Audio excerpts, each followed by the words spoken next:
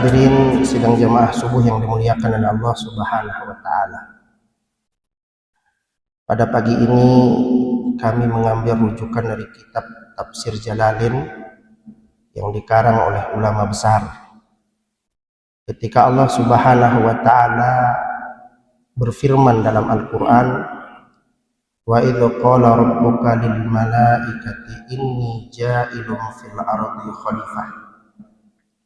Ketika Allah Subhanahu wa taala berfirman kepada para malaikat bahwa Allah katakan Allah akan menjadikan di bumi seorang khalifah. Ternyata hadirin dituliskan dalam kitab ini Allah Subhanahu wa taala sampaikan hal yang sama kepada bumi. Maka disebutkan di sini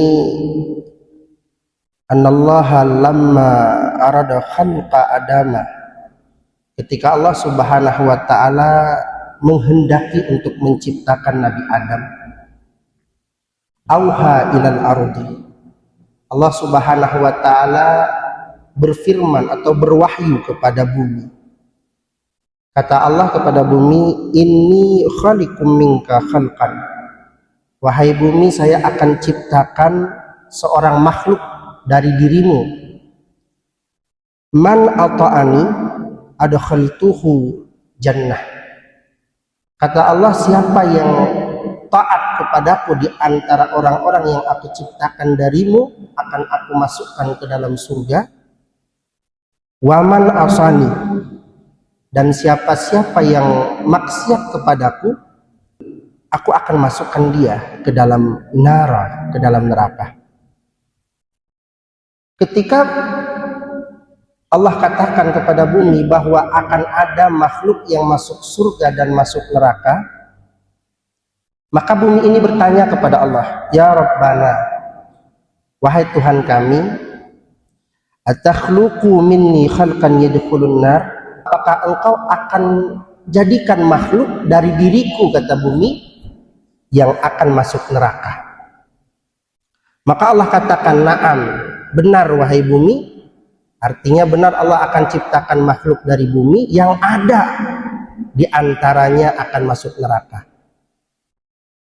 Fabaqat, maka bumi ini menangis. Fanabatil uyunu mim baqaiha, maka keluarlah mata air daripada tangisan bumi. Wa tajri'il yaumil qiyamah, dan air ini akan mengalir sampai hari kiamat. Bapak Ibu hadirin sidang jamaah yang dimuliakan oleh Allah Subhanahu wa taala.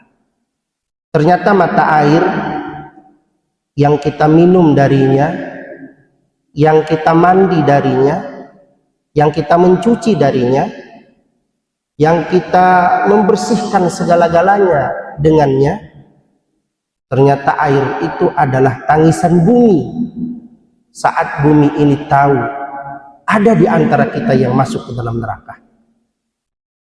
Maka hal yang sama juga pernah disampaikan oleh malaikat Jibril kepada baginda Nabi besar Muhammad sallallahu alaihi wasallam.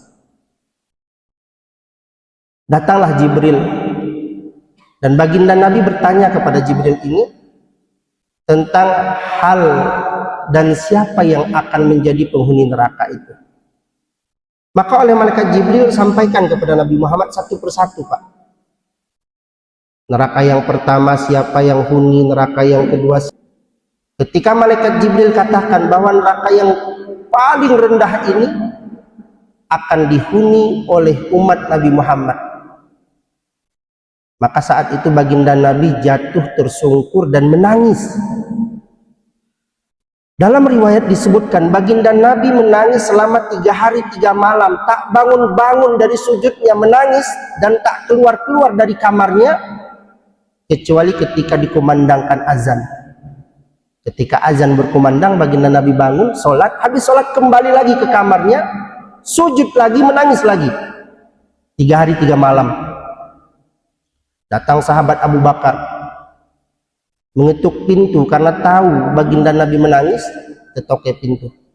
Ya Rasul, aku Abu Bakar. Tak dijawab. Geri jawab Nabi. Abu Bakar sedih. Sampai-sampai Abu Bakar berteriak, "Ya Rasulullah, adakah pintu atau jalan yang aku bisa masuk ke dalam kamarmu?" Geri jawab Nabi. Dalam keadaan menangis, Abu Bakar pulang. Di tengah jalan bertemu dengan sahabat Umar. Ya, kena sahabat Umar, "Wahai Abu Bakar, kenapa engkau menangis?" "Bagaimana aku tidak menangis? Baginda Nabi tidak bangun-bangun dari sujudnya, terus menangis. Ada permasalahan apa ini?" Mendengar ucapan ini, Abu Bakar datang ke rumah Nabi, menutup pintu dengan ketukan yang sama dan ucapan yang sama. Tapi lagi-lagi baginda Nabi tidak menjawab. Ongot diri Nabi. Sahabat Abu Bakar pun pulang karena tidak mendapat jawaban dari baginda Nabi. Di tengah jalan bertemulah dengan seorang sahabat namanya Salman Al-Farisi. Dia kena Salman Al-Farisi ini, "Wahai sahabat Umar, kenapa engkau menangis?" Maka sahabat Umar ini menceritakan sebab kenapa dia menangis, karena baginda Nabi menangis dan tidak mau keluar dari kamarnya, tidak mau bercerita, tidak mau berbicara, tidak mau makan, tidak mau minum. Sahabat Salman Al-Farisi ini tidak melakukan apa yang dilakukan oleh dua orang sahabat tadi. Tapi sahabat Salman Al-Farisi beluh kumahni Fatimah, anak Nabi. Mendengar berita ini, Fatimah berangkat menuju rumah baginda Nabi, mengetuk pintu. "Wahai ayahku, ini anakmu Fatimah, anak banan yang dicintai oleh baginda Nabi G." Buat Nabi. Ketika baginda Nabi bangun, buka pintu, Fatimah masuk.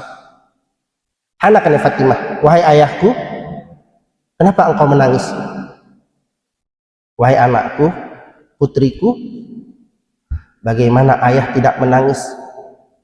Beberapa hari yang lalu malaikat Jibril datang.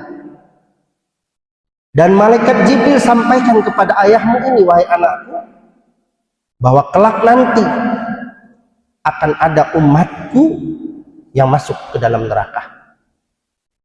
Hadirin sidang jamaah yang dimuliakan oleh Allah Subhanahu wa taala. Kalau baginda Nabi saja menangis karena tahu ada di antara kita yang masuk neraka, kalau bumi saja menangis karena bumi tahu ada di antara kita yang masuk neraka, kenapa kita tidak pernah menangis mengingat dosa-dosa yang kita lakukan, lalu kita takut kepada Allah bahwa kita akan dimasukkan ke dalam neraka yang pedihnya abadi selama-lama.